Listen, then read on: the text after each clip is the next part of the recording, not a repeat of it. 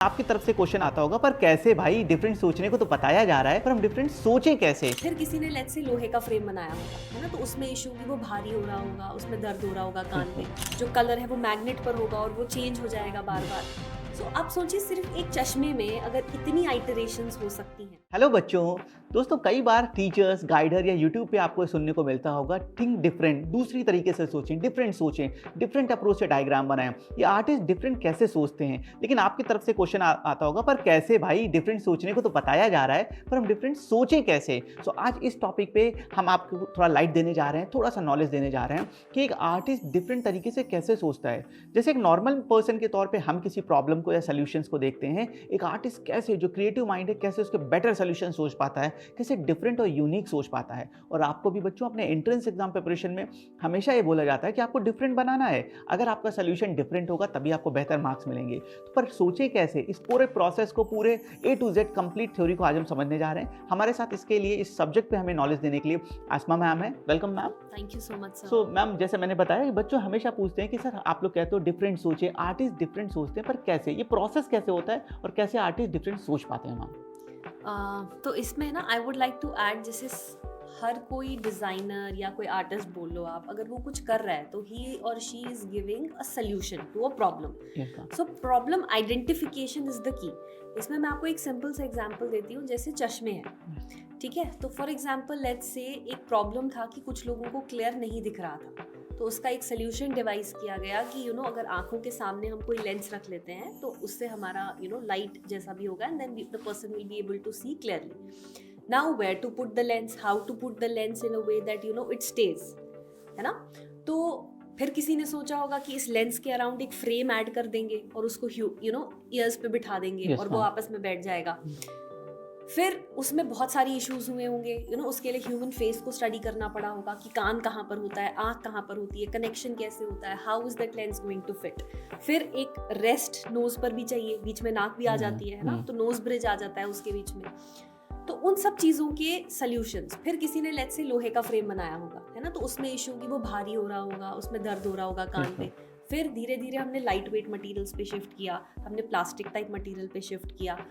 फिर one size fits all तो है नहीं, हर किसी के साइज अलग है, बच्चों का चश्मा का साइज अलग है, बड़े के चश्मे का साइज अलग है, बूढ़ों के चश्मे का साइज अलग है, किसी को मोटा फ्रेम लगता है, किसी को पतला फ्रेम लगता है।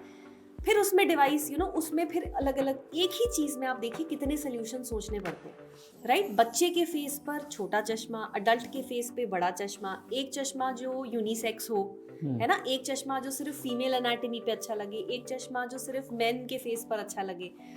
फिर भाई एज अ वुमन मुझे आज पिंक चश्मा पहनना है, मुझे कल ग्रीन चश्मा पहनना है, मुझे परसों ब्लू चश्मा पहनना है, और मैं सारे चश्मे नहीं खरीदना चाहती हूँ। तो फिर किसी ने सोचा कि कलर चेंजिंग चश्मे में ले आऊंगा, जिसमें ऊपर का फ्रेम या रिमूवेबल होंगे ये, और वो फिक्सचर होगा, या फिर ऊपर से प्लास्टिक का जो कलर है वो मैग्नेट पर होगा और वो चेंज हो जाएगा बार बार। सो आप सोचिए सिर्फ एक चश्मे में अगर इतनी आइटरेशंस हो सकती हैं, तो ये सिर्फ और सिर्फ प्रॉब्लम आइडेंटिफिकेशन का मतलब मसला है। आप कितना इजीली किसी की प्रॉब्लम को समझ सकते हैं अगर आप एम्पैथी शो कर सकते हैं towards people. Let's say architecture में एक चीज होती है यूनिवर्सल एक्सेसिबिलिटी, मतलब अगर मैं चल पा रही हूँ तो somebody who is on a wheelchair should also be able to enjoy the building। Museum है फॉर एग्जाम्पल, तो अगर मुझे वो एम्पैथी ही नहीं है तो मैं वहाँ पे रैंप ही नहीं दूंगी, राइट। मैं वहाँ पर ये चीज़ों का ध्यान ही नहीं रखूंगी कि या तो लिफ्ट है तो लिफ्ट से व्हीलचेयर वाला ऊपर जा रहा है। तो ये चीज़ें भी धीरे धीरे समझ में आने लग गई। ऐसा नहीं है कि जब पहली बिल्डिंग बनी थी तो रैंप भी था, यूनिवर्सल एक्सेसिबिलिटी थी, सब था,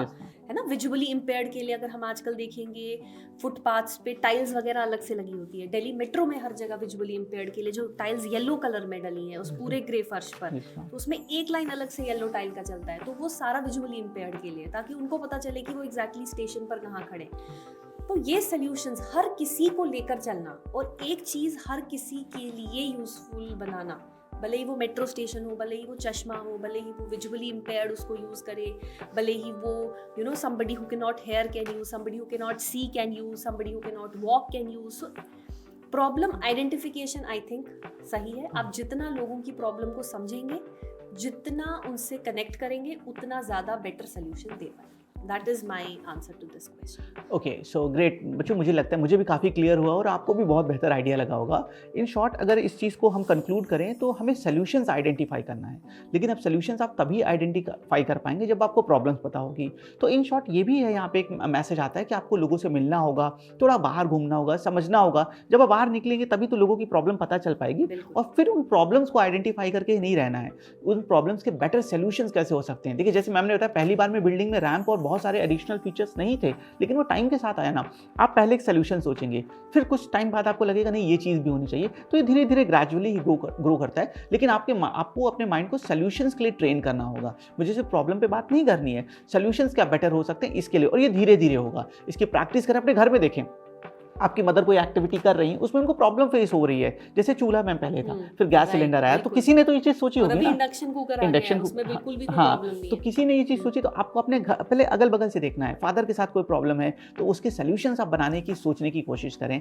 सो इसमें एक चीज I would like to add कि ऐसा नहीं सोचने की सॉल्यूशन होता तो किसी ने सोच लिया होता, बिकॉज़ आज भी लोग they are giving different solutions ना, नए डिजाइन्स कॉन्स्टेंटली मार्केट में आ रहे हैं। चश्मे को ही अगर आप देख लो तो अगर वहाँ पे नए नए डिजाइन आ रहे हैं और वो बिक रहे हैं, विच मीन्स की प्रॉब्लम अभी भी है। तो उसको हम और कम कैसे करेंगे। अब फिर लोग लेंसेज पे शिफ्ट हो गए हैं, लोग पूरे कॉन्टैक्ट लेंस हटा के आप कॉन्टैक्ट लेंसेज आंख में भर देते हो, तो आपको चश्मे वश्मे का भी दिक्कत नहीं है। तो कॉन्स्टेंटली इवॉल्व आप कर सकते हो, और हर चीज में इम्प्रूवमेंट का स्कोप है। सो गाइज आई होप सारे डाउट्स आपके इस टॉपिक से रिलेटेड क्लियर हो गए होंगे, और आपको काफ़ी मोटिवेशन और बूस्टअप भी मिला होगा कैसे इस डायरेक्शन में आज से आप अपना पहला कदम, हो सकता है आप में कुछ कर भी रहे हो, नहीं तो अपना पहला कदम कैसे बढ़ाएं, प्रॉब्लम्स को आइडेंटिफाई करके उनके सॉल्यूशन सोचने की कोशिश करें। मिलते हैं इसी तरह के किसी और एजुकेशनल वीडियो में। Thank you.